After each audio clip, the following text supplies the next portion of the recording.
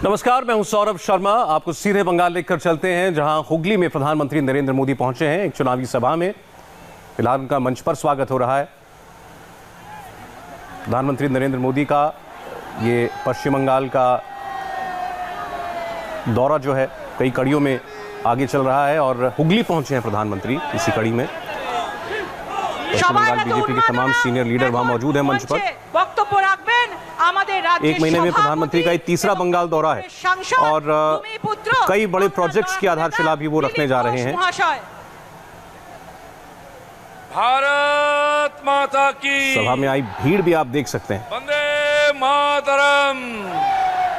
BJP जिंदाबाद, नरेंद्र मोदी जिंदाबाद, JP Nadda जिंदाबाद, जय जय श्री राम। बंधुगण, আপনাদের অপার উৎসাহ স্বাভাবিক বিশ্বের সবচেয়ে জনপ্রিয়তম নেতা সম্মাননীয় প্রধানমন্ত্রী মাননীয় মোদীজি আমাদের সামনে উপস্থিত, যাকে দেখলে আমাদের ছাতি 56 ইঞ্চি হয়ে যায়। তিনি আজকে এসেছেন আমাদের সামনে। 56 ইঞ্চি ছাতি নিয়ে আমরা লড়াই করছি। তার সঙ্গে সম্মাননীয় বাবুল সুপ্রিয় আমাদের মাননীয় মন্ত্রী, মাননীয় কৈলাসজি, মাননীয় মুকুলদা রাষ্ট্রীয় নেতা, এছাড়া আমার এই সংগ্রামের সহ সাথী বন্ধু সমস্ত বরিষ্ঠ নেতৃবর্গ উপস্থিত আছেন।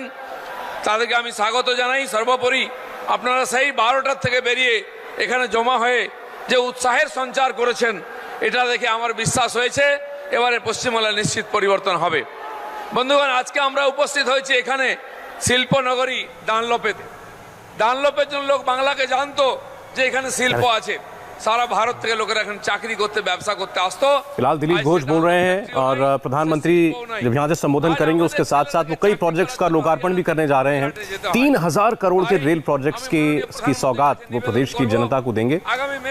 उनका कार्यक्रम हुगली में रखा गया है और अब आप धीरे धीरे पश्चिम बंगाल में चुनावी सभाओं को, चुनाव प्रचार को परवान चढ़ता हुआ भी देख रहे हैं। और आज एक बड़ा दिन इस लिहाज से भी है कि अभिषेक बैनर्जी, जो कि ममता बनर्जी के भतीजे हैं और सांसद हैं पश्चिम बंगाल से ही लोकसभा के, उनके परिजनों के ऊपर सीबीआई ने नोटिस उनको दिया है और पूछताछ भी चल रही है। इसमें अभिषेक बैनर्जी की पत्नी और उनकी साली दोनों शामिल हैं। इसको एक बड़ा चुनावी मुद्दा दोनों ही पार्टियां बनाएंगी, ये तय है। भारतीय जनता पार्टी भी और तृणमूल कांग्रेस भी। ममता बनर्जी खुद काफी हमलावर हैं इसके बाद से। और आमतौर पर आप सभाओं में देखते हैं ममता बनर्जी खुलकर बीजेपी के टॉप लीडर्स को निशाने पर लेती हैं। प्रधानमंत्री भी बिल्कुल नहीं हिचकिचाते ममता बनर्जी का नाम लेने से। और अभी आपने दिलीप घोष को जय श्री राम का नारा बुलंद करते हुए सुना मंच से। दरअसल ये नारा भी जो है दोनों पार्टियों के बीच टकराव की एक बड़ी वजह बनता जा रहा है। অপেক্ষা করে আছি বিশ্ব বরেণ্য নেতা, দেশের প্রধানমন্ত্রী, আমাদের সকলের গর্ব, যিনি যেভাবে ভারতবর্ষকে এগিয়ে নিয়ে যাচ্ছেন, প্রধানমন্ত্রী নরেন্দ্র মোদীজিকে কিছু বলবার জন্য অনুরোধ করছি। সবাই করতালির মাধ্যমে ওনাকে স্বাগত জানান।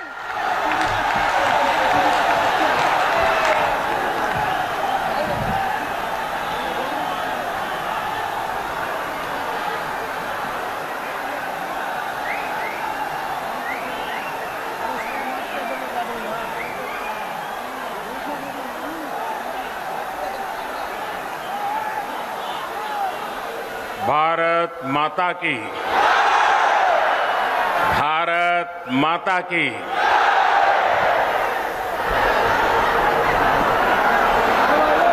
হুগলি নদীপুরো বাংলার জল জীবন ধারা, এই দেবত্ব ভূমিতে এসে আমি বাবা তারকনাথ महाप्रभु जगन्नाथ देव के शत शत प्रणाम जानाई।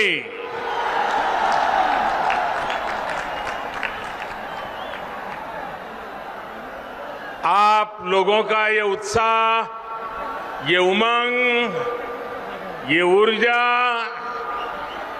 कोलकाता से लेकर दिल्ली तक बहुत बड़ा संदेश दे रहा है। अब पश्चिम बंगाल परिवर्तन का मन बना चुका है। एक बार फिर मेरे साथ बोलिए, भारत माता की वंदे वंदे वंदे वंदे वंदे वंदे। साथियों, आज इस वीर धरा से पश्चिम बंगाल अपने तेज विकास के संकल्प को सिद्ध करने के लिए एक बड़ा कदम उठा रहा है। पिछली बार मैं आपको गैस कनेक्टिविटी के इंफ्रास्ट्रक्चर का उपहार देने आया था। आज रेल और मेट्रो कनेक्टिविटी को मजबूत करने वाले महत्वपूर्ण काम शुरू हो रहे हैं। थोड़ी देर में हुगली की, पश्चिम बंगाल की रेल और मेट्रो कनेक्टिविटी के अनेक प्रोजेक्ट का शिलान्यास और लोकार्पण होना है। इस महत्वपूर्ण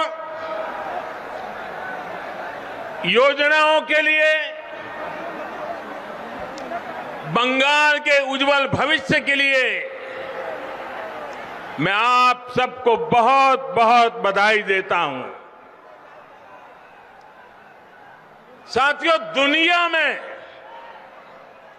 जितने देश गरीबी से बाहर आए या गरीबी मिटाने में सफल हुए या विकसित देश बने, ऐसे सभी देशों में एक बात बहुत कॉमन देखी जाती है। इन देशों ने अपने अपने देश में सही समय पर बड़ी संख्या में इंफ्रास्ट्रक्चर का निर्माण किया। आधुनिक हाईवे, आधुनिक रेलवे, आधुनिक एयरवे, इन देशों के आधुनिक इंफ्रास्ट्रक्चर ने इन देशों को आधुनिक बनाने में मदद की। वहां ये एक प्रकार से परिवर्तन का बहुत बड़ा कारण बना। हमारे देश में भी यही काम दशकों पहले होना चाहिए था, लेकिन हुआ नहीं। अब हमें देर नहीं करनी है, हमें एक पल भी रुकना नहीं है, हमें एक पल भी गंवाना नहीं है। इसी सोच के साथ आज देश में आधुनिक इंफ्रास्ट्रक्चर के निर्माण पर अभूतपूर्व जोर दिया जा रहा है, अभूतपूर्व निवेश किया जा रहा है। बेहतर इंफ्रास्ट्रक्चर, खेती, उद्योग, टूरिज्म, युवाओं को रोजगार, यानी विकास के हर पहलू के लिए मूलभूत आवश्यकता होती है। इसलिए पश्चिम बंगाल में भी कनेक्टिविटी से जुड़ा इंफ्रास्ट्रक्चर ये भारत सरकार की प्राथमिकता है, हमारी भी प्राथमिकता है। बीते वर्षों में हाईवे, रेलवे, एयरवे, वाटरवे और हाईवे हर प्रकार की कनेक्टिविटी पर फोकस किया गया है। यहां बंगाल में भी हजारों करोड़ रुपए निवेश किए गए हैं। बंगाल में रेल लाइनों के चौड़ीकरण और बिजलीकरण का काम तेज गति से किया जा रहा है। भाइयों बहनों, अब रेलवे को लेकर पश्चिम बंगाल में संभावनाओं के नए द्वार खुल रहे हैं। पूर्वी डेडिकेटेड फ्रेट कॉरिडोर का बड़ा लाभ पश्चिम बंगाल को होने वाला है। इस प्रोजेक्ट का एक हिस्सा चालू भी हो चुका है और बहुत जल्द पूरा कॉरिडोर खुल जाएगा, जिससे बंगाल में भी उद्योगों के लिए नए अवसर बनेंगे।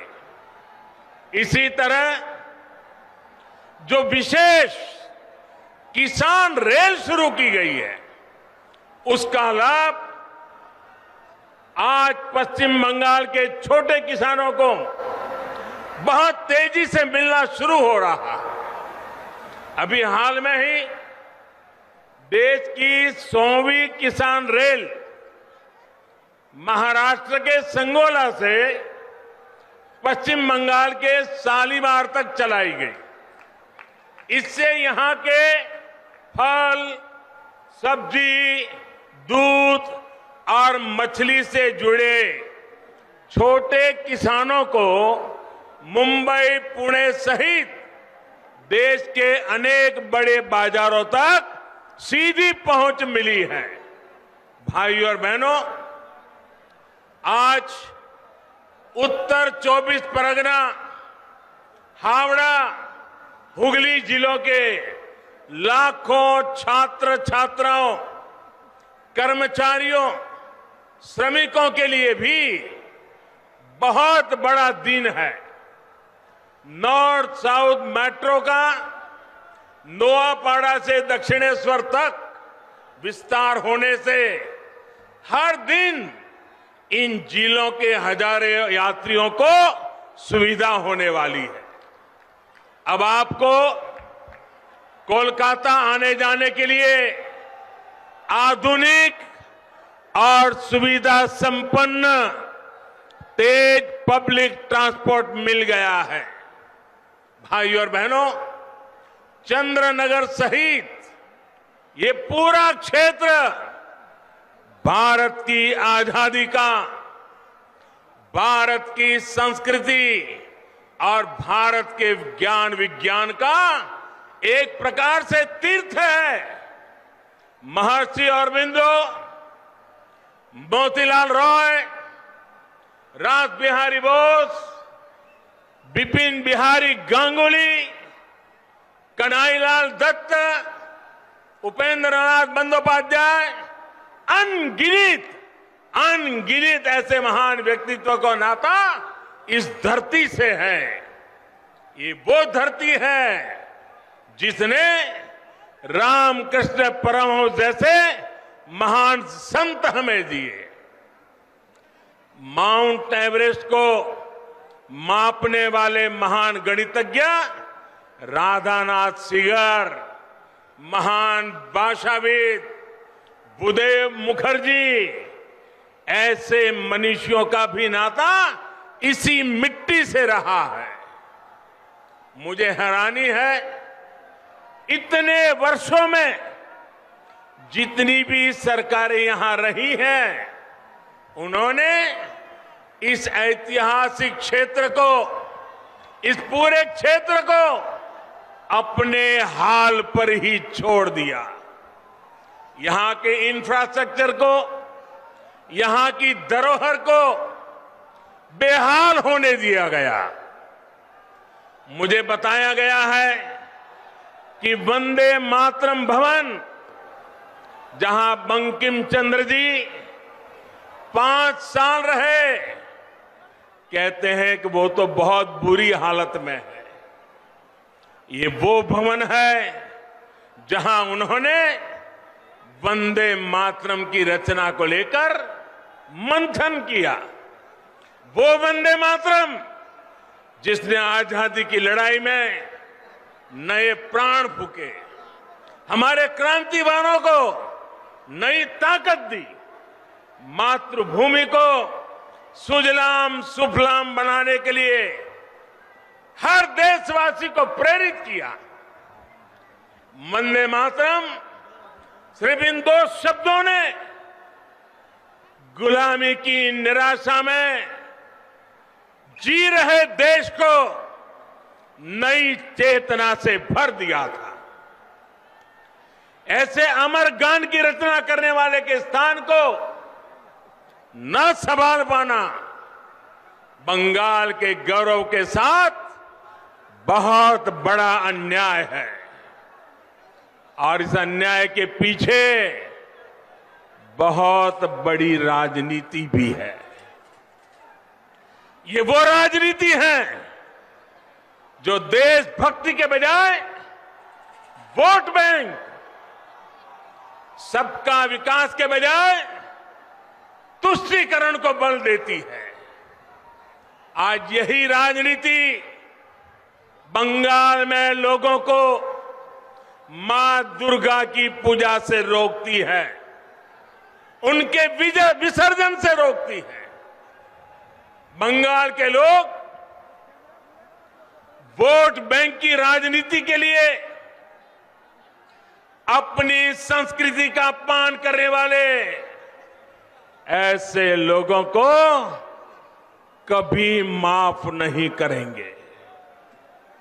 आज मैं बंगाल के लोगों को ये विश्वास दिलाता हूं, जब बंगाल में भाजपा की सरकार बनेगी तो हर बंगालवासी अपनी संस्कृति का गौरवगान पूरी ताकत और हिम्मत के साथ कर सकेगा।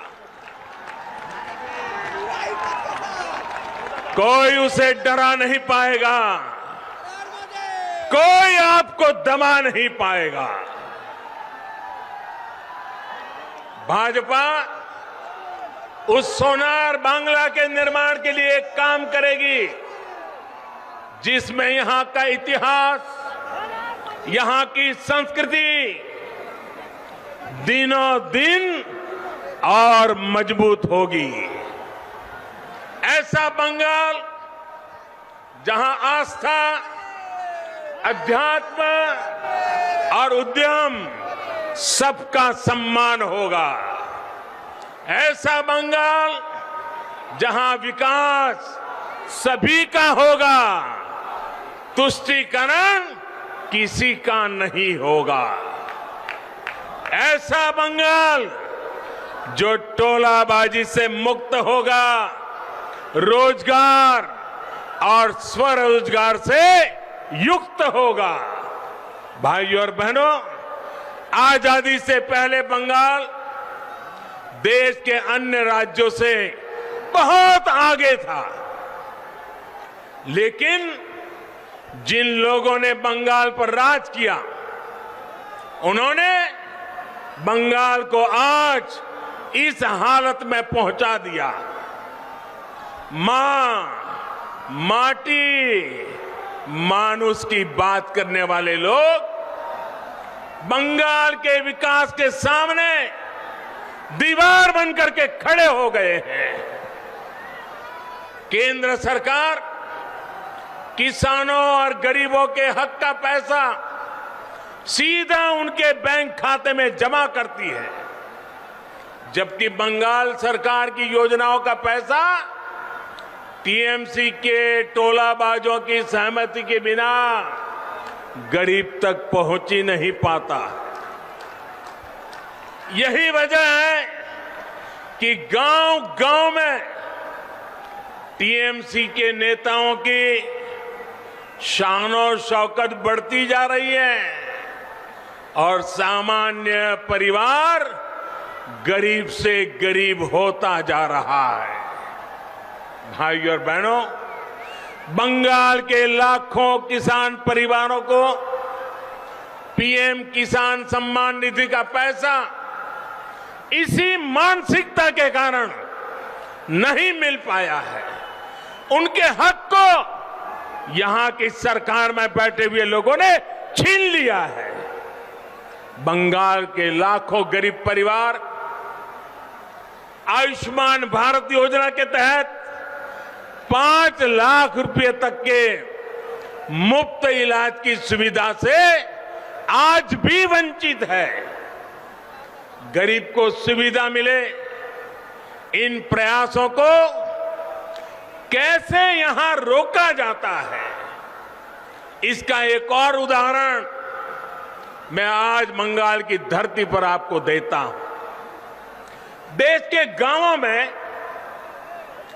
हर घर तक पाइप से पानी पहुंचाने के लिए जल जीवन मिशन चल रहा है।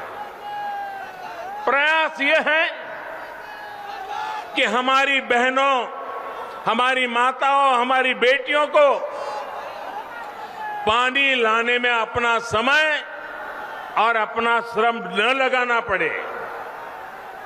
प्रयास यह है कि हमारे बच्चों को प्रदूषित पानी से होने वाली अनेक बीमारियों से बचाया जा सके। बंगाल के लिए ये मिशन इसलिए ज्यादा जरूरी है क्योंकि यहां 1.5-2 करोड़ से अधिक ग्रामीण घरों में आप चौंक जाएंगे इन्होंने बंगाल की हालत क्या की है। 1.5-2 करोड़ ग्रामीण घरों, और उसमें से सिर्फ ये देश भी आज सुनेगा तो चौंक जाएगा।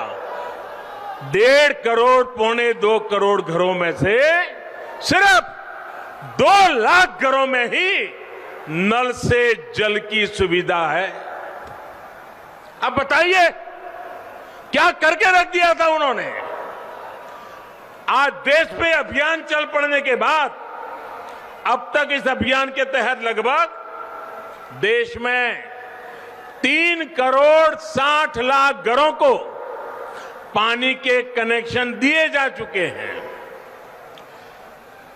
जहां बंगाल 2 लाख पर था, भारत सरकार ने इतना जोर लगाया, पैसे लगाए, पीछे पड़ गए, तो भी बंगाल में सिर्फ अब तक 1.5-2 करोड़ घरों में से सिर्फ 9 लाख परिवार तक ही पाइप से पानी का कनेक्शन पहुंच पाया है। यहां की सरकार जिस रफ्तार से काम कर रही है और उस रफ्तार से तो पश्चिम बंगाल के हर गरीब के घर पाइप से जल पहुंचाने में पता नहीं कितने साल बीत जाएंगे।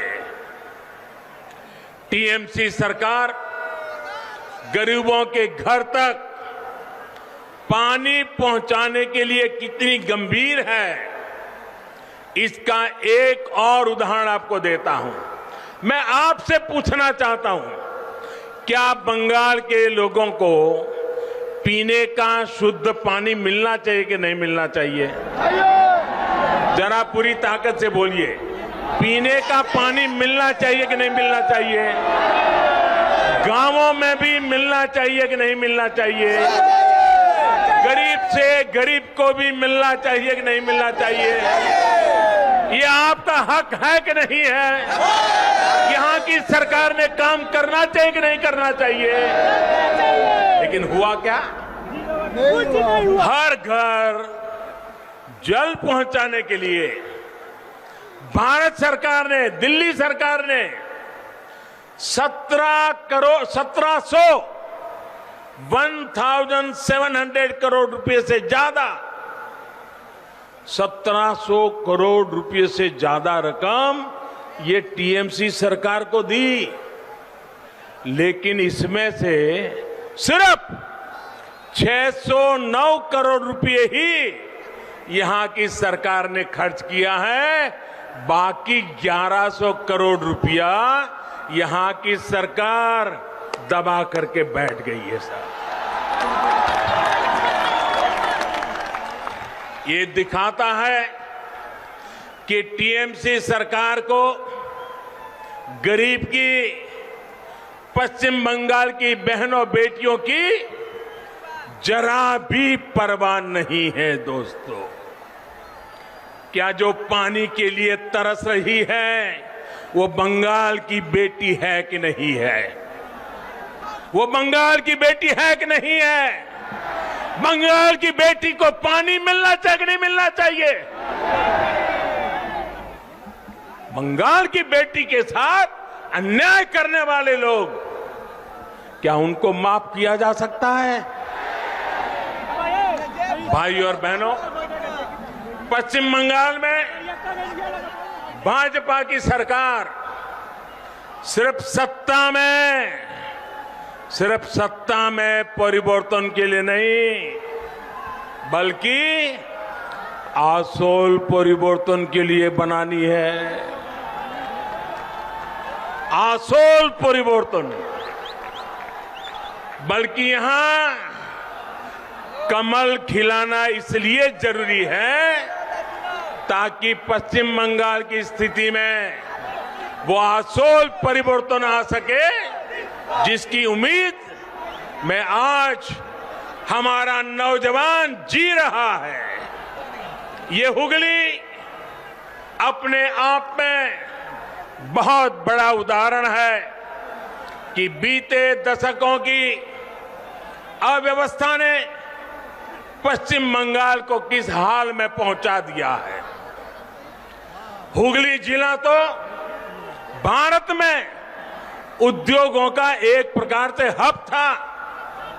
हुगली के दोनों किनारों पर जूट इंडस्ट्री थी, आयरन और स्टील मशीनों के बड़े बड़े कारखाने थे, बड़े पैमाने पर यहां से निर्यात होता था। लेकिन अब आज हुगली की क्या स्थिति है, ये आप भली भांति जानते हैं। एक समय था जब पूर्वी भारत के अनेक लोकगीतों में घर घर में माताएं बहनें किसी भी शुभ अवसर पर जो गीत गाती थी, जो लोकगीत गाए थे, उसमें गाया जाता था कि घर के लोग कमाने के लिए कलकत्ता गए हैं। उस समय शब्द प्रयोग करते थे, कलकत्ता गए हैं। इन गीतों में ये उम्मीद लगाई जाती थी कि कलकत्ता से आते समय अपना परिवार का व्यक्ति जब घर लौटेगा तो वो घर के लिए कलकत्ता से क्या क्या लाएगा, कौन कौन से उपहार लाएगा, कौन से जो चीजें कलकत्ता में नहीं बनी है वो अब हमारे गांव, हमारे घर में आएगी। ऐसे गीत बंगाल के बाहर, उड़ीसा हो, बिहार हो, आंध्र तेलंगाना तक, इधर आसाम, नॉर्थ ईस्ट, लोग घर में गाते थे। ये कलकत्ता की कीर्ति थी उस जमाने में। अब ये सब बदल गया है। अब इस औद्योगिक शहर के निवासियों को, बंगाल में बहुत से निवासियों को काम करने के लिए दूसरों के यहां, दूसरे राज्यों में जाना पड़ रहा है। इस स्थिति को बदलने का काम बंगाल में बनने वाली और जो सरकार बनाना आपने ठान लिया है, जो सरकार बनाना आपने तय कर लिया है, वो भाजपा सरकार बनते ही उस दिशा में एक के बाद एक कदम उठाएगी। भाजपा सरकार औद्योगिक विकास की नीतियों में बदलाव करेगी, तेजी से निर्णय लिए जाएंगे, इस क्षेत्र का विकास किया जाएगा। साथियों, एक दौर था जब पश्चिम बंगाल की जूट मिलें देश की अधिकांश जरूरतों को पूरा करती थी, लेकिन इस इंडस्ट्री को भी अपने हाल पर छोड़ दिया गया था। जबकि इससे हमारे किसान, हमारे श्रमिक, हमारे गरीब, उनका इस व्यवसाय से सीधा नाता था। जब से केंद्र में भाजपा सरकार आई है, तब से जूट किसानों की विशेष चिंता की गई है। अब तो गेहूं की पैकेजिंग में भी जूट के बोरों को कंपलसरी किया गया है। चीनी की पैकिंग के लिए भी बड़ी मात्रा में जूट का उपयोग हो रहा है। साथियों, हुगली के आलू किसान जो यहां की शान रहे हैं, उनकी स्थिति भी किसी से छिपी नहीं है। यहां के आलू और धान, इसके जो किसान हैं, उन किसानों को कौन लूट रहा है, ये मुझसे ज्यादा आप लोग जानते हैं। जब तक यहां फूड प्रोसेसिंग के कारखाने नहीं लगेंगे, जब तक किसानों को अपनी उपज बेचने की आजादी नहीं मिलेगी, तब तक ना तो किसानों का हित होगा और ना ही मेरे मजदूर भाइयों बहनों का होगा। साथियों, बंगाल में निवेश के लिए उत्साह की कमी नहीं है। मुसीबत है सरकार ने जो माहौल बनाया है, कट कट कट का जो कल्चर बनाया है, सिंडिकेट के हवाले बंगाल दे दिया है, उसी के कारण ये माहौल बिगड़ता गया है। जब भी मैं विदेश में प्रवासी बंगाली बहनों भाइयों से मिलता हूं, तो अपनी मातृभूमि के लिए योगदान देने के लिए हर बंगाल का बेटा बेटी आज दुनिया में कहीं भी होगा, वो यहां के लिए कुछ करना चाहता है। लेकिन उनकी सिर्फ एक ही शिकायत रहती है कि वो योगदान करे भी तो कैसे करे। आज के पश्चिम बंगाल में किराए पर, अगर किराए पर बिल्डिंग भी लेनी हो तो उसमें भी कट लगता है। और ये ऐसे बदमाशी कर रहे हैं कि दोनों तरफ से कट लेते हैं। बिना सिंडिकेट की इजाजत के किराए पर बिल्डिंग भी नहीं ले सकते। इस स्थिति को पश्चिम बंगाल के बारे में बनाई गई इस धारणा को हमें मिलकर के बदलना है। और इसलिए यहां आसोल परिवर्तन लाना है, यहां पूर्व बहार से कमल खिलाना है। साथियों, बंगाल का विकास तब तक संभव नहीं है जब तक यहां सिंडिकेट का राज रहेगा। बंगाल का विकास तब तक संभव नहीं है जब तक यहां टोलाबाजों का राज रहेगा। बंगाल का विकास तब तक संभव नहीं है जब तक कट कल्चर बंगाल में रहेगा। बंगाल का विकास तब तक संभव नहीं है जब तक शासन प्रशासन गुंडों को आश्रय देगा। बंगाल का विकास तब तक संभव नहीं है जब तक कानून का राज पश्चिम बंगाल में स्थापित नहीं होता। ये तब तक संभव नहीं है जब तक पश्चिम बंगाल में सामान्य जन की सुनवाई करने वाली सरकार यहां नहीं बनती है।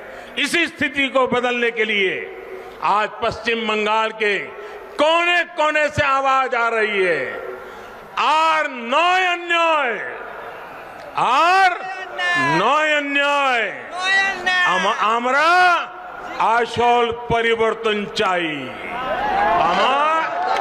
আমরা আসল परिवर्तन चाहिए। भाई और बहनों, मुझे विश्वास है कि हम सभी साथ मिलकर पश्चिम बंगाल के किसानों, श्रमिकों, यहां के युवाओं को बेहतर भविष्य दे पाएंगे। भाइयों बहनों, एक बार फिर आज अनेक भेंट सौगातें बंगाल को मिल रही हैं। उज्जवल भविष्य के लिए ये इंफ्रास्ट्रक्चर के काम आने वाले हैं। और इन सब के लिए आप सबको मैं बहुत बहुत बधाई देता हूं। मेरे साथ दोनों हाथ ऊपर करके पूरी ताकत से बोलिए, भारत माता की, भारत माता की, वंदे वंदे वंदे वंदे वंदे वंदे वंदे वंदे वंदे वंदे वंदे वंदे।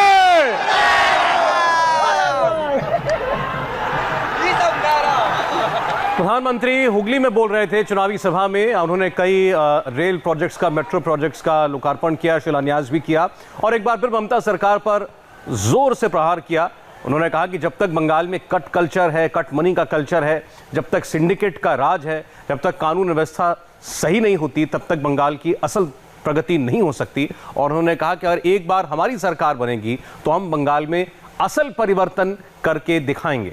प्रधानमंत्री ने बंगाल के गौरव को याद करते हुए कहा कि एक वक्त पूरे देश में औद्योगिक गतिविधि का केंद्र पश्चिम बंगाल था। दूर दूर से लोग बंगाल में काम करने के लिए आते थे।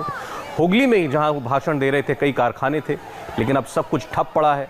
आज पश्चिम बंगाल के लोग दूसरे राज्यों में जाकर काम करने को मजबूर हैं।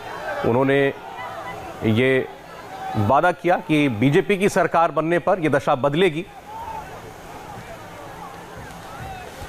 प्रधानमंत्री के आज के इस भाषण की कुछ और बड़ी बातें आपको सुनाएंगे एक छोटे से ब्रेक के बाद।